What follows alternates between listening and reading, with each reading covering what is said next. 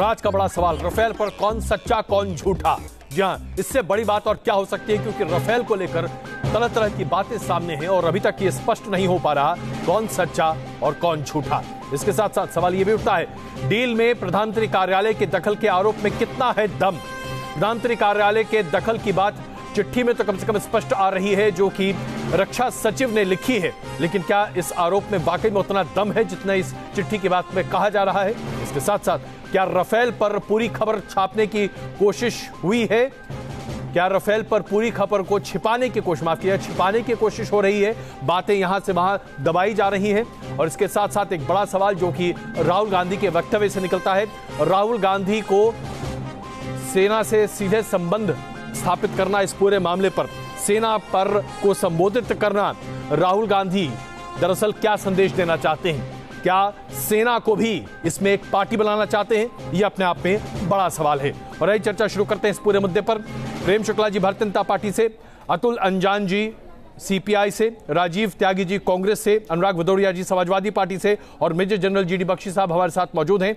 इससे पहले की चर्चा शुरू करें, आज दिन में राहुल गांधी और रक्षा मंत्री के बीच वाद विवाद क्या हुआ, सबसे पहले देखिए और उसके साथ ये चर्चा शुरू करते हैं। निर्मला सीतारमण ने झूठ बोला, नरेंद्र मोदी ने स्वयं झूठ बोला, 1.5 घंटा मुझसे बातचीत की और अब सच निकलता है। सच्चाई क्या है कि वायुसेना डिफेंस मिनिस्ट्री के लोग कहते हैं, और यहां उनका डॉक्यूमेंट है, कि हिंदुस्तान का प्रधानमंत्री फ्रांस के साथ पैरेलल नेगोशिएशन कर रहा है। अगर पीएमओ को उनके मंत्रालय से बार बार पूछना कि क्या प्रोग्रेस हो रही है कि नहीं हो रही है, इसको इंटरफियरेंस माना जाता और इसको पैरेलल नेगोशिएशन माना जाता है। फिर सोनिया जी एनएसए में बैठ करके हर मंत्रालय के पैरेलल कर रही थी क्या? पैरेलल कैबिनेट चला रही थी क्या? मैं हिंदुस्तान के युवाओं से, वायुसेना, आर्मी और नेवी के लोगों से, जवानों से बात करना चाहता हूं। प्रधानमंत्री ने स्वयं एयरफोर्स का 30,000 करोड़ रुपए चोरी करके अनिल अंबानी को दिलवाया है। कि क्या बोल रहे हैं राहुल जी? एयरफोर्स को पायलट्स, एयरफोर्स का ऑफिसर्स सब देख लो, यही प्रधानमंत्री जी आपको कर रहे हैं। क्या कर रहे हैं? क्या उनके एक्सपेक्टेशन, मतलब क्या है? आखिर उनके मन में क्या है? उनको उत्तेज करना। सुप्रीम कोर्ट को सरकार ने झूठ बोला है। Clear? If supreme court had this paperwork, you think Supreme Court would have given the judgment that they gave? This was withheld from the Supreme Court, of course. कि चोर प्रधानमंत्री का बोलना, मेरे झूठी कहना वगैरह, वो तो बोल दिया मैंने कि खानदान से नहीं आए तो हमारी रेपुटेशन इनके लिए अवेलेबल है, उसको टार्निश करने के लिए, उसके स्पॉइल करने के लिए।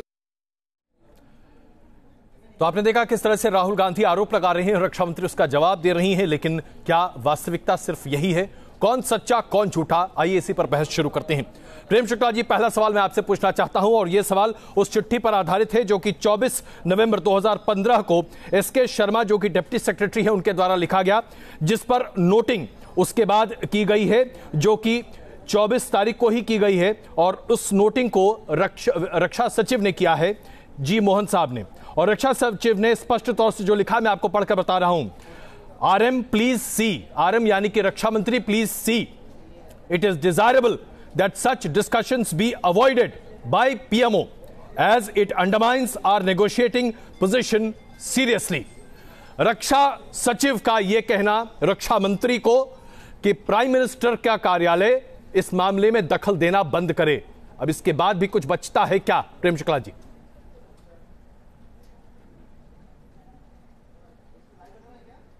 देखिए, इस तरह की बहुत सारी बातें उठाकर यहाँ से वहां से ईंट और यहाँ का ईंट वहां का पत्थर रोड़ा सब जोड़ने की प्रयास किया जा रहा है। देखिए, दरअसल इनका संकट ये है कि रफाल डील रॉबर्ट वड्रा के मित्र संजय भंडारी के माध्यम से नहीं हुआ। 55 वर्षों में इनको जो आदत थी हर डील बिना कमीशन के ना होने की, तो ऐसी स्थिति में उनको बहुत परेशानियां हैं। इसलिए वो चिल्ला रहे हैं कि भैया जो है रफाल डील में घोटाला हुआ, क्योंकि बिना घोटाले की डील कैसे हो गई? बिना चाचा के, बिना मामा के, बिना काका के, बिना शामिल हुए कांग्रेस के लोगों को बिना पैसा मिले, जीजा जी के बिना शामिल हुए कोई डील पूरी हो जा रही, तो स्वाभाविक तौर पर जीजा जी को ऊपर से एनफोर्समेंट डायरेक्टरेट बुलाकर जो है पूछताछ कर रहा है कि संजय भंडारी से आपके क्या संबंध है, लंदन में आपने फ्लैट कैसे खरीदे। तो उस पर जो है राहुल गांधी इस तरह की लगातार जो झूठ के विश्वविद्यालय के लेकिन ये बात राहुल गांधी ने नहीं कही है ना। प्रेम शुक्ला जी मैं क्षमा चाहता हूं, राहुल गांधी के बयान पर हम बहस करेंगे, लेकिन अभी मुद्दा ये है, ये बातें जब तक द हिंदू अखबार के संपादक ने लिखी हैं। देखिए इस तरह नहीं चिट्ठी जब तक वेरीफाइड नहीं, इस पर कोई उत्तर नहीं दिया जा सकता। लेकिन देखिए ये तो चिट्ठी है, सार्वजनिक है। हिंदू अखबार के संपादक भी लगातार उस इकोसिस्टम के पार्ट है, जो इकोसिस्टम मोदी जी को, रक्षा मंत्री जी को बदनाम करने के लिए पूरी डील को, रफाल की डील कंप्लीट ना हो इसके लिए जो इकोसिस्टम सक्रिय है, उसमें विविध अखबारों के लोग भी शामिल हो सकते हैं। अच्छा, तो ये बताइए कि स्थिति में अच्छा, इस तरह की लेकिन प्रेम शुक्ला जी मुझे इतना स्पष्ट कर दीजिए, ये देखिए देना मैं आवश्यक नहीं समझता। मैं इसी चिट्ठी का एक हिस्सा पढ़कर आपको बता रहा हूं। एसके शर्मा जी जो कि डिप्टी सेक्रेटरी हैं, जो कि नेगोशिएटिंग कमेटी के इंचार्ज थे, 7 सदस्यों की नेगोशिएटिंग कमेटी थी, उनकी ये टिप्पणी है, उनकी ये चिट्ठी है जो उन्होंने 24 नवंबर 2015 को लिखी, और उसमें यह लिखा गया है, मैं उसका आखिरी 2 सेंटेंस पढ़कर बता रहा हूं। We may advise PMO that any officer who was not part of Indian negotiating team may refrain from having parallels with the officers of French government in case the PMO is not confident that outcome of the negotiation being carried out by MOD, a revised modality of negotiations to be led by PMO at appropriate level may be adopted in the case. इससे ज्यादा गुस्सा कोई अधिकारी अपनी चिट्ठी में नहीं दर्ज कर सकता, ये तो आप भी जानते हैं। अब बताइए अधिकारी क्यों कुछ कहेगा? ये तो कोई राजनीतिक दल नहीं है ना। देखिए मैं नहीं कृपा करके समझ लीजिए, मैं इस पूरे विषय के बारे में पूरी तरह से अनभिज्ञ हूं, और आपके कोऑर्डिनेटर ने मुझे जो है कोई और विषय बताकर इस विषय पर आपसे डिबेट के लिए आमंत्रित किया था। आपके अनिल यादव ने मुझे सुबह जो फोन करके बताया था, वो उन्होंने मुझे कहा कि मध्य प्रदेश में बिल्कुल, हाँ, हम कुछ और डिस्कस करना चाहते थे, लेकिन अब ये मामला बदल गया, तो चूंकि राफेल का मामला आ गया के संदर्भ में किसी प्रकार के उत्तर देने के, हाँ इसलिए आप नहीं, चूंकि मुझे इस मामले नहीं, मैं इस मामले में चूंकि जानकारियां मेरे पास जो उत्तर देने के लिए आवश्यक जानकारियां हैं मेरे पास नहीं है, इसलिए मैं इस विषय पर किसी प्रकार का उत्तर मैं आपकी साफगोई का बहुत इज्जत करता हूं और सम्मान करता हूं, इसमें कोई दो राय नहीं है। आप इस पर इसलिए इन दोनों विषयों पर नहीं, इसलिए इन दोनों विषयों पर मैं बिल्कुल आपके बहस में हिस्सा नहीं ले सकता। चलिए ठीक है, आप हमारे साथ बने रहिए। अब जरा त्यागी जी, राजीव त्यागी जी, सवाल यह उठता है कि राहुल गांधी जी इस पूरे मुद्दे को उठाकर यह कह रहे हैं कि प्रधानमंत्री के ऊपर तमाम तरह के आरोप लगा रहे हैं, लेकिन इस चिट्ठी से कहीं यह साबित होता है क्या कि प्रधानमंत्री जी ने खुद इसमें भ्रष्टाचार किया है? ये जो तमाम खुलासा हुआ है जो हिंदू का है, उससे कैसे स्पष्ट हो जाता है? प्रधानमंत्री जी के ऊपर सीधे आक्षेप करने का मतलब क्या है त्यागी जी? देखिए इस चिट्ठी से बहुत स्पष्ट है, जो आपने नोटिस देखी है, पीएमओ का मतलब होता है प्राइम मिनिस्टर ऑफिस, और प्राइम मिनिस्टर ऑफिस के जो इंचार्ज हैं वो प्रधानमंत्री महोदय हैं, नरेंद्र मोदी जी हैं। तो निश्चित रूप से हस्तक्षेप जो हो रहा था नरेंद्र मोदी जी के द्वारा हो रहा था। क्या ये सत्य नहीं, नरेंद्र मोदी जी ने HAL से डील छीन करके रिलायंस को दी, वो रिलायंस जो कि 40,000 करोड़ के कर्जे में अभी भी दबा हुआ है, जो बैंकक्रप्ट होने के कगार पे या बैंकक्रप्ट हो चुका है। क्या ये सत्य नहीं कि 511 करोड़ रुपए, 526 करोड़ रुपए का विमान कांग्रेस पार्टी लेकर के आ रही थी, उस विमान को 1611 करोड़ का भारतीय जनता पार्टी की सरकार ने, मोदी साहब ने लिया? क्या ये सत्य नहीं कि 126 विमान जो हम लेकर के आ रहे थे, कांग्रेस पार्टी ले के आ रही थी, उनको 36 विमान करने का काम किया, और सारा उसमें जिस तरह से पूरे विमान में सॉवरेन गारंटी तक को खत्म कर दिया गया, फ्रांस की कोई जिम्मेदारी नहीं, फ्रांस की जो कंपनी है उसकी कोई जिम्मेदारी नहीं होगी, तो उसके विषय में कौन बताएगा? हम तो ये मानते हैं कि राफेल बहुत जरूरी है देश के लिए, राफेल आना चाहिए, लेकिन देश के संसाधनों का 30,000 करोड़ रुपए किसको दिया गया? रिलायंस को क्यों दिया गया? अनिल अंबानी जी को क्यों दिया गया? ये हम त्यागी जी, मैं आपसे पूछना चाहता हूं, आप बहुत ही परिपक्व तरीके से तमाम मुद्दों पर बात करते हैं, मैं आपसे जानना चाहता हूं, स्पष्ट तौर पर बताइए 30,000 करोड़ का आंकड़ा आया कहां से? रिलायंस कम्युनिकेशन को या रिलायंस इंडस्ट्रीज को 1,000 करोड़ का पूरा ठेका मिला है, आप उसको 30,000 करोड़ कैसे कह रहे हैं? जरा इसका कोई पेपर ट्रेल तो दीजिए, कोई जांच कहीं से कुछ तो निकल कर आए। अभी तक तो कुछ निकल कर आया ही नहीं है। आराम से निकल जाएगा। जी बताइए।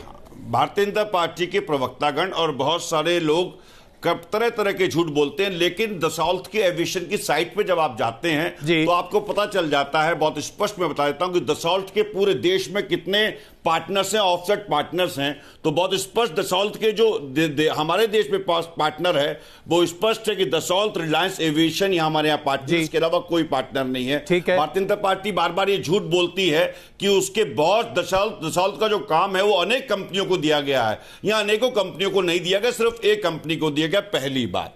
दूसरी बात, अगर आप देखेंगे इसको बहुत विशेष रूप से, तो दसौल्त एविएशन के जो हॉलैंड है, हॉलैंड ने भी बहुत स्पष्ट कहा था कि हाँ ये सौदा हमसे उस पर सरकार ने स्पष्ट कर दिया है। देखिए राजीव जी, उस पर सरकार ने स्पष्ट कर दिया है। मैं सीधे आपसे सवाल पूछ रहा हूं। देखिए आज हमारा मुख्य मुद्दा है कौन सच्चा कौन झूठा, इसलिए मैं आपसे पूछ रहा हूं 30,000 करोड़ रुपए कोई छोटी रकम नहीं होती है।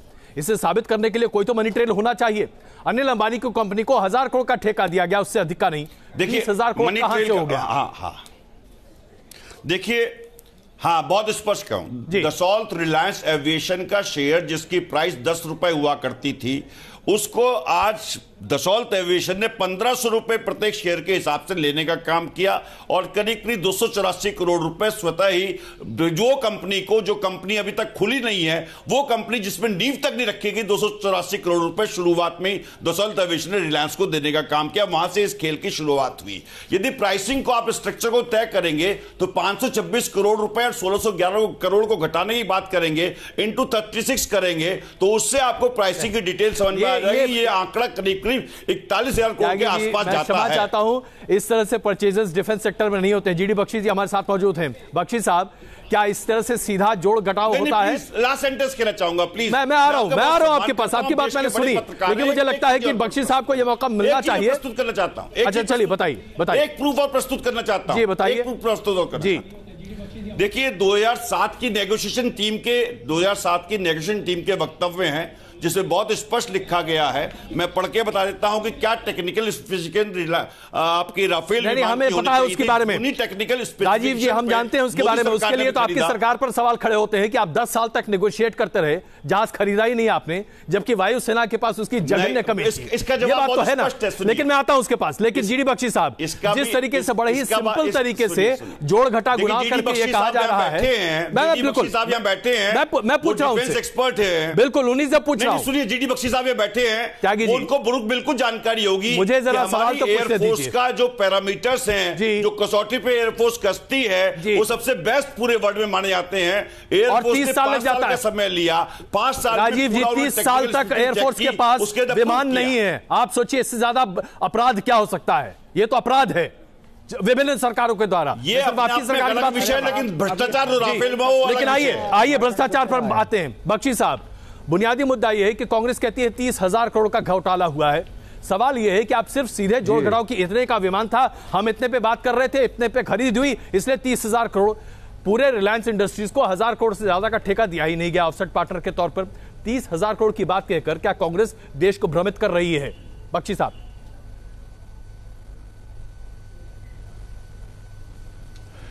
देखिए साहब, हम बहुत खतरनाक जो है एक मोड़ ले रहे हैं। पहले प्लीज अंडरस्टैंड द कॉन्टेक्स्ट। हमारी एयरफोर्स 45 स्क्वाड्रन चाहिए अगर हम 2 फ्रंट वॉर का खतरा झेलना चाहते हैं। हमारी एयरफोर्स 45 स्क्वाड्रन की होनी चाहिए थी, आज वो 30 के नीचे आ गई है। 2023 तक हमारी एयरफोर्स 26 स्क्वाड्रन की रह जाएगी, जो कि पाकिस्तान की एयरफोर्स के बराबर हो जाएगी। 25 स्क्वाड्रन पाकिस्तान की एयरफोर्स पे है। हमारी एयरफोर्स को ना केवल पाकिस्तान से डील करना है, लड़ाई में उसको चीन के साथ भी डील करना होगा। 42 स्क्वाड्रन चीन अपने आप के खिलाफ लगा सकता है। 42 प्लस 25 ये हुए 67 स्क्वाड्रन। आप 26 स्क्वाड्रन से लड़ेंगे। Have you got a death wish? क्या आप इस देश को मराना चाहते हैं? क्योंकि जो एयर पावर है वो निर्णायक ताकत है। बिल्कुल। किसी और देश में साहब बवाल खड़ा हो जाता कि साहब where are the aircraft? What are you doing? What are you waiting for? Are you waiting for the two of them to knock you out? That should have been the problem. That is what the opposition should have been holding the country for. लेकिन यहां हो रहा है कि 2 squadron क्यों आ रहे हैं, इनको रोको। लाइट कॉम्बैट एयरक्राफ्ट आया नहीं जी, 2 स्क्वाड्रन आ रहे हैं, उस पे बवाल है ना साहब कि ये क्यों एयरफोर्स को मिल रहे हैं। अरे साहब, आपके मिग 21 आसमान से टपक रहे हैं, MiG 23, MiG 27 phase out. Bakshi साहब, आपने बहुत महत्वपूर्ण मुद्दा यहाँ पर उठाया है, इसलिए मैं अतुल जी आपके पास आना चाहता हूँ। बख्शी साहब, मैं क्षमा चाहता हूँ आपसे, लेकिन जरा ये बताइए अतुल जी कि आज जो पूरा बवाल मचा हुआ है इस पूरे खरीद के ऊपर, और बार बार कहा जा रहा है, सीधे प्रधानमंत्री को कई नामों की संज्ञा दी जा रही है, कहा जा रहा है 30,000 करोड़ का घोटाला है, कहीं इसका कोई पेपर ट्रेल अभी तक मिला है क्या? कोई भी ऐसी जानकारी किसी भी सार्वजनिक स्तर पर आई है क्या? इस बात को आप लेकर संतुष्ट हैं अतुल जी?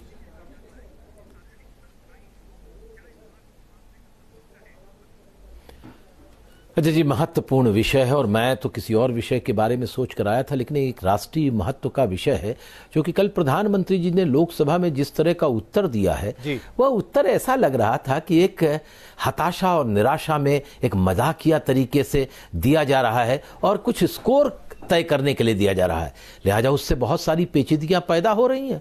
लेकिन साथ ही साथ जो आज हिंदू अखबार में निकला है, इसका जवाब तो प्रधानमंत्री को देना पड़ेगा। प्रधानमंत्री जी की पूरी जो व्यक्तित्व है इस राफेल डील से फंस गई है। मैं नहीं जानता कि 30,000 का है कि 3,000 करोड़ का है। अब स्वयं गुनहगार को अपने बेगुनाह होने का तस्वीर देश की जनता के सामने देना होगा। यह बताना होगा कि 526 करोड़ का जहाज 1633 करोड़ में क्यों खरीदा गया, किन कारणों से खरीदा गया। और मैं एक पूछना चाहता हूं, जो लोग जिंगोइज्म करते हैं ना कि 25 स्क्वाड्रन है, 23 स्क्वाड्रन है, देश की आवश्यकताओं को पूरा करने के लिए आज ही क्यों आप कह रहे हो 30 सालों में? 30 साल में तो एक राष्ट्रवादी सरकार भी थी बीच में, आदरणीय स्मृति शेष श्री अटल बिहारी वाजपेयी जी की सरकार, बड़े बड़े लोग थे उसके अंदर। जसवंत सिंह जी थे विदेश मंत्री, जसवंत सिंह जी थे रक्षा मंत्री, बट वो क्या किया, वो क्यों अरे छोड़ो भाई, ए बख्शी जरा धीरे से बोलो, जरा धीरे से बोलो वरना अपनी बेइज्जती कराओगे। जरा बात करने का तरीका सीखिए। मैं आपको बड़ी इज्जत के साथ बात कर रहा हूं, मैं बड़ी इज्जत के साथ आपसे बात करूं। अपनी इज्जत की हिफाजत आपको खुद करनी है, कोई आपकी बाहर से हिफाजत करने नहीं आएगा। नहीं बात कर रहा है, इज्जत अपने रखिए। मैं आपकी श्रद्धा के साथ विनती कर रहा हूं, एक बड़े नेशनल शो पर हैं आप, एक बड़े नेशनल शो में है, उसके शो को बिगाड़िए मत। बिगाड़िए मत। अजय कुमार जी के साथ आप हैं। अतुल जी आइए मुद्दे पर आते हैं। अतुल जी आपसे वरिष्ठ लोग हैं, मैं आग्रह करता हूं अतुल जी प्लीज, बच्चा नहीं हूं कि आप मुझे यहाँ पे भाषण दे रहे। चलिए, नहीं देखिए, हम सब वरिष्ठ लोग हैं और अपनी बातों को रखने में बीच में बोलता हूं ना, बीच में बोलना चाहता हूं किसी के ना मैं बीच में, और मैं नहीं हाँ जी प्लीज, ठीक है बख्शी अतुल है, लेकिन बीच में कूदे ना जी। बिल्कुल नहीं, हम आमतौर पर को बिल्कुल एनकरेज नहीं करते हैं और आप भी जानते हैं। अतुल जी, मेरे पास वक्त बहुत कम है, इसलिए मैं बस संक्षेप में आपसे जानना चाहता हूं, आप यही चाहते हैं कि प्रधानमंत्री जी इस पर आपके पास में कभी मैं बीच में नहीं बोलता हूं। देखिए, देश के सामने अजय जी ये महत्वपूर्ण मुद्दा है। प्रधानमंत्री जी भाग रहे हैं। अखबार में जो सवाल रक्षा सचिव ने उठाए हैं जी, किसी अरे गहरे ने नहीं उठाए हैं। डिफेंस डील की कमेटी का चेयरमैन उठा रहा है और आप बात कर रहे हैं, और इसलिए आप रोज सेना का सवाल हर मसले में उठा लाते हैं, राष्ट्रवाद के नाम पर हर वक्त सेना को घुसड़ देते हैं। लिहाजा अगर राहुल गांधी जी देश के सेना के जवानों का नाम लेकर के देश को संबोधित कर रहे हैं, तो इसमें कोई राष्ट्र विरोधी काम वो नहीं कर रहे हैं। आपने महत्वपूर्ण बात ही उठाई और इसको हम ब्रेक के बाद भी चर्चा करेंगे, लेकिन इससे पहले कि हम ब्रेक लें, अनुराग जी एक छोटा सा जवाब, क्या वाकई में 30,000 करोड़ का घोटाला है जैसा बताया जा रहा है? यह दरअसल रकम कम भी हो सकती है, लेकिन 30,000 करोड़ जरा सुनने में देखिए लेकिन घोटाला मैं कह रहा हूं, चाहे 500 का हो या 100 करोड़ का हो, क्या दिक्कत है प्राइम मिनिस्टर साहब को जेपीसी कराने में? अरे आप सामने आ जाएगा, दूध का दूध पानी का पानी, सच या झूठ पता चल जाएगा। और मैं तो ये कहता हूं कि लास्ट 20 सालों में देखा जाए तो 10 साल तो एनडीए की गवर्नमेंट रही है जी, तब क्यों नहीं खरीद लिए थे जहाज? अचानक आज ही जरूरत पड़ने लग गई सारी चीजों की। तो 10 साल वो सरकार बीजेपी की क्या कर रही थी, 10 साल कांग्रेस की थी, 10 साल बीजेपी की थी। तो इतनी लंबी लंबी बातें जो बीजेपी सपोर्टर या बीजेपी के लोग करते हैं, मैं उनसे पूछना चाहता हूं तब क्यों नहीं खरीदा आपने? अगर आपको खरीदना ही है तो जो दाम उस दाम से खरीद लो, कल ही खरीद के ले आओ। अगर सेना को जरूरत है तो कल खरीद लो, बाद में बात होती रहेगी। लेकिन अगर करप्शन हुआ है, करप्शन मुक्त भारत बनाना चाहते हैं, तो जहां करप्शन हो रहा है, लोगों को लग रहा है, जनता को लग रहा है, तो आप उसकी जेपीसी करा लो ना। दिक्कत क्या है? पार्लियामेंट चली 5 साल तक, लोग मांग करते रहे, आप इधर भागते रहे, सुप्रीम कोर्ट भागे, इधर भागे, उधर भागे। अरे जेपीसी करा लेते, सबको पता चल जाता आखिर सच क्या झूठ क्या है। अरे जेपीसी में सारे झूठ थोड़ी बोलते हैं। आज हमारा बड़ा सवाल, क्योंकि राहुल गांधी ने आज हिंदू अखबार में छपे रिपोर्ट को आधार बनाते हुए प्रधानमंत्री नरेंद्र मोदी पर सीधे 30,000 करोड़ के राफेल के मामले में घपलेबाजी का बड़ा आरोप लगाया है। प्रेम शुक्ला जी बीजेपी से, अतुल अंजान जी सीपीआई से, राजीव त्यागी जी कांग्रेस से, अनुराग भदौरिया जी समाजवादी पार्टी से और मेजर जनरल जीडी बख्शी हमारे साथ मौजूद हैं। प्रेम शुक्ला जी, इस पूरे बहस के साथ एक बड़ा मुद्दा यह है जिसे लेकर रक्षा मंत्री ने भी अपनी बातों को स्पष्ट रखा। उन्होंने कहा कि राहुल गांधी ने सेना को भी आह्वान किया कि वो इस मामले पर उनके प्रेस कॉन्फ्रेंस को सुने और समझें कि आखिरकार देश के साथ क्या हो रहा है। इसे लेकर रक्षा मंत्री ने राहुल गांधी पर कई सवाल खड़े किए। सवाल यह उठता है कि राहुल गांधी के ऊपर इस तरह के सवाल क्यों खड़े किए जा रहे हैं? अगर सेना से बात की जा रही है तो क्या यह अपने आप में गलत है? प्रेम शुक्ला जी। जी देखिए, स्वाभाविक तौर पर राहुल गांधी जिस तरह से दुष्प्रचार करके राफेल डील को रोकना चाहते हैं, उससे उनकी अपनी सारी मंशा आशंका प्रकट करती है। जिस चिट्ठी को आज उन्होंने रिलीज किया, उस चिट्ठी के संदर्भ में ही डिफेंस सेक्रेटरी, तत्कालीन डिफेंस सेक्रेटरी मोहन कुमार जी का स्पष्टता से उन्होंने जो है उस पर बयान दिया। उन्होंने कहा कि ये जो है उस समय के जनरल कंडीशंस को लेकर डिस्कशन चल रहा था, निगोशिएशंस जो चल रहे थे जनरल पॉइंट्स को लेकर चल रहे थे। मनोहर पर्रिकर जी का भी कहना आ रहा है कि पैरा 5 में जिस तरह से ओवर रिएक्शन डिप्टी सेक्रेटरी ने किया है, क्योंकि फ्रांस की और भारत की दोनों जगह के प्रधानमंत्री कार्यालय पूरी डील की मॉनिटरिंग स्वाभाविक तौर पर करते हैं, मॉनिटर कर रहे थे। ऐसे में किसी चिट्ठी का कोई एक अंश निकालकर जो है पूरी डील पर एक ही रट्टा लगाए रखना, जिस पर कि ऑफसेट पार्टनर्स के सिलेक्शन में सुप्रीम कोर्ट खुद मानता है कि ऑफसेट पार्टनर का जो सिलेक्शन है उसकी प्रोसेस में कोई गड़बड़ी नहीं है। पूरी डील 59,000 करोड़ रुपए की, 59,000 करोड़ रुपए में 50% ऑफसेट पार्टनर्स, उसमें कई सारे वेंडर्स हैं, 100 से अधिक वेंडर्स हैं, उसमें आप 30,000 करोड़ रुपए का फिगर कहां से ले आते हैं?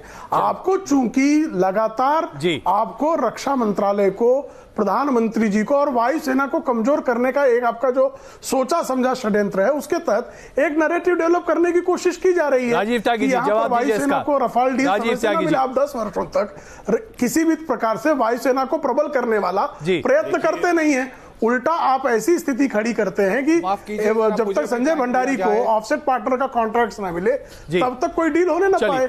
बख्शी साहब, मैं आता हूं आपके पास। बख्शी साहब, मैं आता हूं, लेकिन जरा कांग्रेस पार्टी को इसका जवाब देने दीजिए, उसके बाद मैं आपके पास आ रहा हूं। जी त्यागी जी। पहली बात, मैं बहुत गर्व के साथ कह सकता हूं कि हमारे देश की सेना पूरे विश्व में आज 4थे नंबर की ताकतवर सेना है। तो निश्चित रूप से उस सेना को सलाम। और सेना से संवाद करने में कहीं कोई बुराई इसलिए नहीं है कि वो सब भारतीय हैं, भारत की रक्षा करते हैं, भारत माँ के लाडले सपूत हैं, उनके साथ सभी भारतीय खड़े हैं। मैं बहुत स्पष्ट मेरे मित्र की 2-3 चीजों पे जवाब देना चाहूंगा। जो ऑनगोइंग प्रोसेस था उसको कैंसिल करके, सेना अध्यक्ष को गुंडा भी कहते हैं राजीव त्यागी जी, सिर्फ उसको ध्यान रख लीजिएगा। आप बीच में बोलना चाहेंगे दोबारा, या फिर मैं विनम्रता से आपसे रिक्वेस्ट करूं कि बीच में आप ना बोलें? चलिए राजीव जी आगे बताइए। नहीं, सिर्फ नहीं, संदीप दीक्षित जी आप ही की पार्टी में बहुत विनम्रता से सिर्फ आपको स्मरण करा रहा हूं। संदीप दीक्षित जी ने आप ही की पार्टी, संदीप दीक्षित जी ने कहा गलत कहा, और कहते हैं कि गुंडा है भारत का रक्षा। संदीप दीक्षित जी ने गलत कहा, थल सेना का अध्यक्ष संदीप दीक्षित ने, हाँ। अच्छा प्रेम शुक्ला जी, बिल्कुल राजीव त्यागी कह रहे हैं कि संदीप दीक्षित ने जो कहा वो गलत है। चलिए अब इस मुद्दे को यहीं छोड़ देते हैं, आगे बढ़ते हैं। जी राजीव जी जवाब दीजिए। अब मैं जवाब देता हूं, आगे बढ़ते हैं, इससे आगे बढ़ते हैं थोड़ा सा। जी, क्या यह सत्य नहीं कि आज देश की सेना को अपने टीए-डीए बिल पास करने में दिक्कत आ रही है? क्या यह सत्य नहीं कि सन 64 के बाद आज देश की सेना का जो बजट है जीडीपी के परसेंट में सबसे कम है। क्या ये सत्य नहीं कि देश की सेना को अपनी वर्दी, अपनी जूते तक खुद खरीदने पड़ रहे हैं जो पहले सरकार दिया करती थी? क्या ये सत्य नहीं कि देश में राफेल लड़ाकू विमान जो 126 आने थे उनको 36 कर दिया गया? हम ये पूछना चाहते हैं, एरिक टेपियर ने जो 2013 में एक इंटरव्यू दिया था उसमें बहुत स्पष्ट कहा था, 126 विमानों में से 108 विमान देश में बनाएंगे और एचएएल बनाएगा। ये एरिक टेपियर के इंटरव्यू का जो दसॉल्ट एविएशन के सीईओ थे उनका एक मैं आपको वक्तव्य दिखा रहा हूं जो न्यूज नेशन पे दिखाया जाना चाहिए। पहली बात। दूसरी बात मैं अपने मित्र से कहना चाहता हूं, हॉलैंड जो कि देश के फ्रांस के राष्ट्रपति थे उन्होंने स्पष्ट कहा कि प्रधानमंत्री महोदय ने हम पे दबाव डाला कि एचएएल की जगह रिलायंस आनी चाहिए। हम ये कहना चाहते हैं जो ऑनगोइंग प्रोसेस था उसको, जिसमें कि डिफेंस की प्रोक्योरमेंट कमेटी से लेकर के सारी मिनिस्ट्री ऑफ डिफेंस से लेकर के सबने पास किया था, उसको मोदी जी ने बाईपास क्यों किया? और डिफेंस मिनिस्टर मनोहर पार्रिकर को ये क्यों कहना पड़ा कि मैं इस पूरी डील में शामिल नहीं हूं? और जिस वक्त प्रधानमंत्री मोदी फ्रांस में ये डील कर रहे थे उस वक्त डिफेंस मिनिस्टर गोवा में जाकर के मनोहर पार्रिकर की श्रृंखलाएं जारी रहेंगी, लेकिन देश की तो मैं पूछना चाहता हूं मेरे मित्र से, करने से दोनों तरफ से सवाल उठाए जा रहे हैं, कांग्रेस की तरफ से भी, भारतीय जनता पार्टी की तरफ से भी। बख्शी साहब, निर्मला सीतारमण जी जो वर्तमान डिफेंस मिनिस्टर है उन्होंने कहा कि मैं प्राइस को बिल्कुल बताने का काम करूंगी। बाद में आपने राजीव जी आपने अपनी बातों को मौका मिलेगा कि नहीं? बिल्कुल। जीडी बख्शी साहब, जीडी बख्शी साहब आइए। आपके जमाने में मैं आप दोनों से आग्रह करता हूं, आइए जरा जीडी बख्शी साहब को मौका देते हैं। उन्होंने कहा बकायदा पार्लियामेंट में, आइए जरा जीडी बख्शी साहब को एक मौका देते हैं प्लीज प्लीज। राजीव जी जरा जीडी बख्शी साहब को सुनिए, वो सेना की पीड़ा को आपके सामने रख रहे हैं। बख्शी साहब प्लीज बताइए।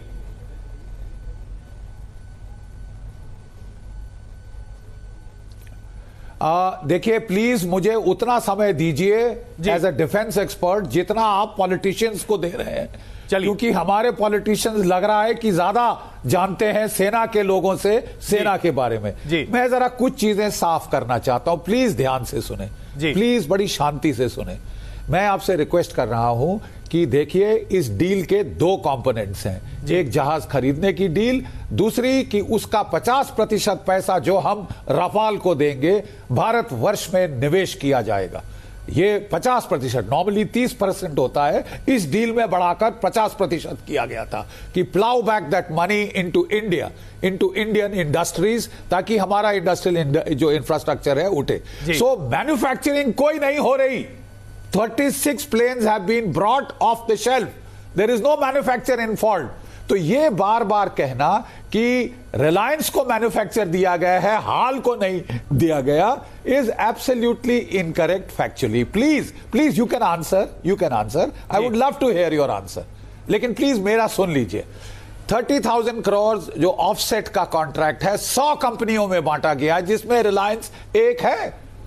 ठीक है, नाउ लेट्स गेट टू कि ये जो प्रॉब्लम क्यों हुई 36 की और 126 की। देखिए साहब, जब ये 2007 में रफाल जहाज चुन लिया गया था, सीरियस फाइटर कंपटीशन के बाद, MMRCA डील के बाद, 7 जहाज देखने के बाद ये चुन लिया गया था। 7 साल कुछ नहीं हुआ, क्योंकि साहब एक रेंट सीकिंग टैक्टिक होती है कि नेगोशिएशन को बढ़ाओ तब तक कि दूसरा आदमी तंग आके आपको पैसे ना उगले। ठीक है साहब, भाड़ में जाए एयरफोर्स, भाड़ में जाए, अगर जंग होती है मरेंगे तो फौजी मरेंगे, इनका कोई जाता है भाड़ में। ठीक है साहब, और मैं आपको बताना चाहता हूं, please can I please finish? जी प्लीज, बताइए। उस वक्त जो डिस्कशन चल रही थी, रफाल ने जाके हाल का देखा, और please can I finish? Mister Bakshi, can I please finish? I did not disturb you.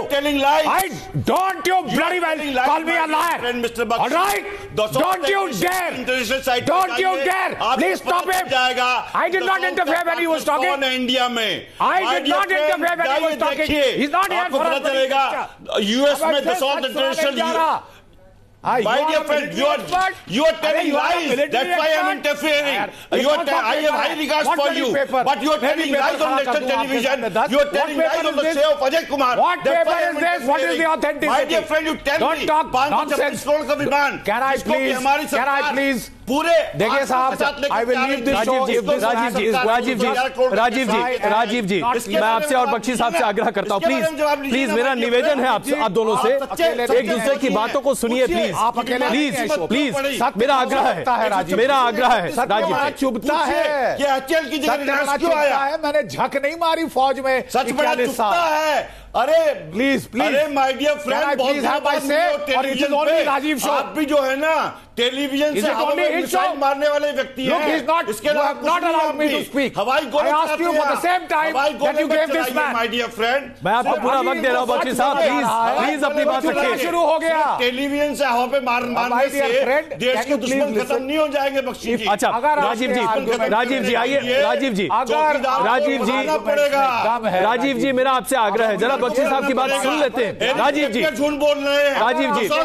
Rajiv जी हम पूरा मौका आपको देंगे। राजीव जी हम आपको पूरा मौका देंगे, कृपा करके बख्शी जी की बात सुन लीजिए। राजीव जी प्लीज, और प्लीज, मिथ्या प्रलाप करने वाले सत्य सुन नहीं सकते, प्लीज कोई फायदा नहीं, बोल रहे हैं, नहीं सुन सकते अजय कुमार जी, ये झूठ बोलने वाले झूठे, बताइए झूठे लंपट लोग, सत्य सुन नहीं सकते। टॉयलेट पेपर ले आओ और यहाँ फ्लैश करो तो वो सच हो जाता है। ये कार्यकर्ता है। अरे टॉयलेट पेपर है ये तुम्हारे हाथ में। आप तो विवेकानंद फाउंडेशन में काम करके बकायदा चाहते मैं फौजी हूँ, लेकिन बड़े गर्व से कहता हूँ कि मैं फौजी हूँ, बन नहीं पाए गवर्नर। और मैंने 41 साल झक नहीं मारी है फौज में।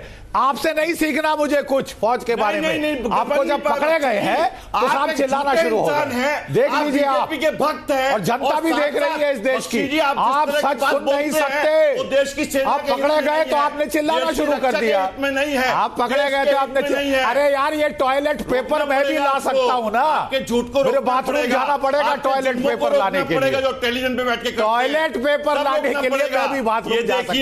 16 करोड़ रुपए अच्छा चलिए आइए मुद्दे पर वापस आते हैं, मैं आप सबसे आग्रह करता हूं प्लीज आइए मुद्दे फिर से न भटके। अतुल अंजान जी, आप देखिए साहब, आप प्लीज इनकी वॉल्यूम कम करिए। अच्छा चलिए, मेरे को कहने नहीं दे रहे जो मैं। अच्छा बख्शी साहब, अच्छा राजीव जी मेरा व्यक्तिगत, राजीव जी बहस कर रहे हैं, हम लोग क्यों बैठे हैं? राजीव जी उठकर जाते हैं, राजीव जी नहीं यहाँ कोई अपमान नहीं हो रहा, प्लीज एक मिनट आइए, मैं आप सबकी आवाज कम करता हूँ, ऐसा करता हूँ, इस बहस को जरा ठंडा करना आवश्यक है, मैं सबकी आवाज कम करता हूँ। अतुल अंजान जी मैं आपके पास आता हूँ। अतुल जी अब सवाल ये उठता है, इस पूरे मामले पर तापमान काफी ज्यादा है, हर कोई चाहता है कि सच सामने आ जाए। जेपीसी की मांग रखी गई, लेकिन सरकार कहती है कि जेपीसी का कोई मतलब ही नहीं है। विपक्ष के तौर पर आपने भी इसकी मांग रखी। अब आपको क्या लगता है, चुनाव सर पर हैं, अब क्या होगा? हमारे पास बहुत ज्यादा वक्त बचा नहीं है, चुनाव में यह मुद्दा तो बना ही रहेगा। अतुल जी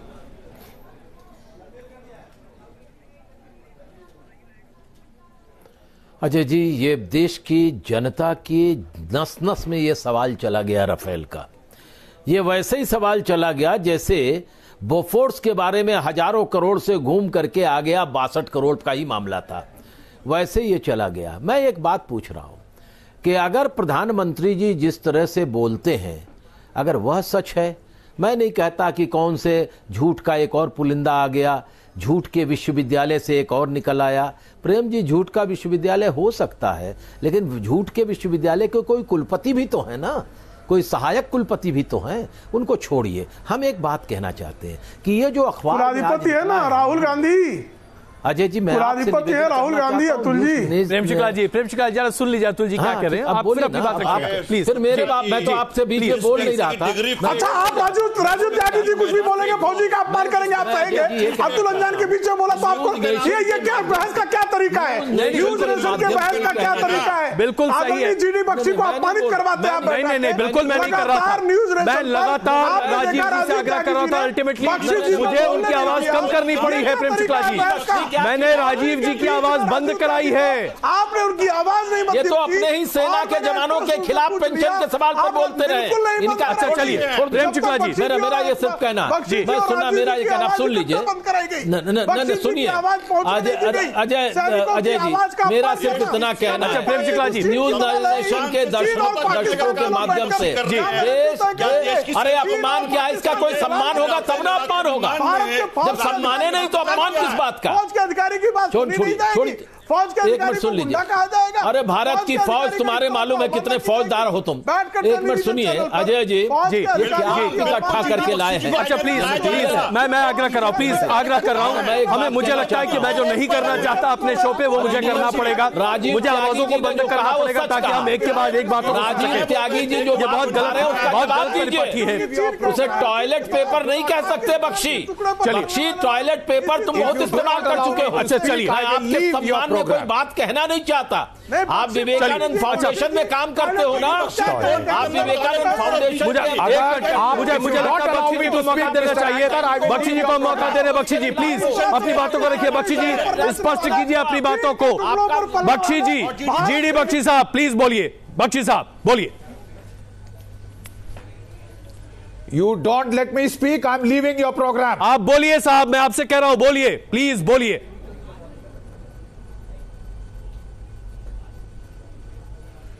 देखिए साहब, प्लीज ध्यान से सुनिए जी। ये जो डील का बेसिक समझिए।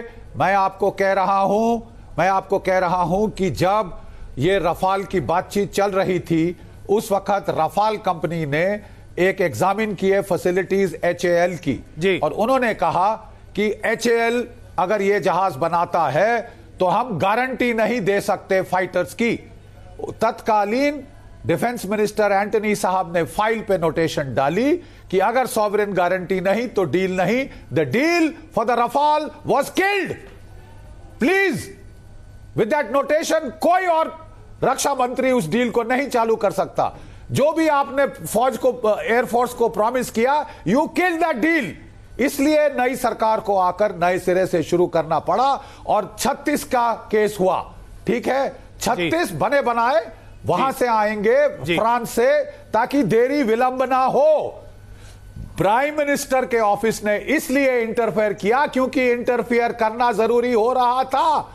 एयरफोर्स की स्क्वाड्रन की स्ट्रेंथ गिरती जा रही है। कोई जिम्मेदार है इस देश में? Is that joint secretary responsible? Will he die? Will he get killed? जिसने आज हिंदू के पेपर में अपनी तानाशाही दिखाई है कि मेरे बगैर कुछ नहीं हो सकता, यू आर नॉट पैसे मिलने चाहिए। You are retired last. अरे साहब, हम तंग आ गए हैं। 20 तोप के बाद मेरा 30 साल इन्होंने कोई तोप नहीं आने दी। बोल रहे हैं 30 साल कोई तोप नहीं आने दी। अरे अनजान साहब बोल रहे हैं कि बीजेपी ने क्या किया? बीजेपी ने अपने टाइम में 275 सुखोई 30 का ऑर्डर दिया था, जिसमें से 250 आ चुके हैं। सरकार में अरे कल कौन जिम्मेवार होगा? अतुल अंजान बख्शी जी। अरे कुछ देश का दवा खाया है, कुछ देश की तो कदर करो। कल जंग हो जाए तो कौन जिम्मेवार होगा? प्राइम मिनिस्टर ने जिम्मेवारी ली है।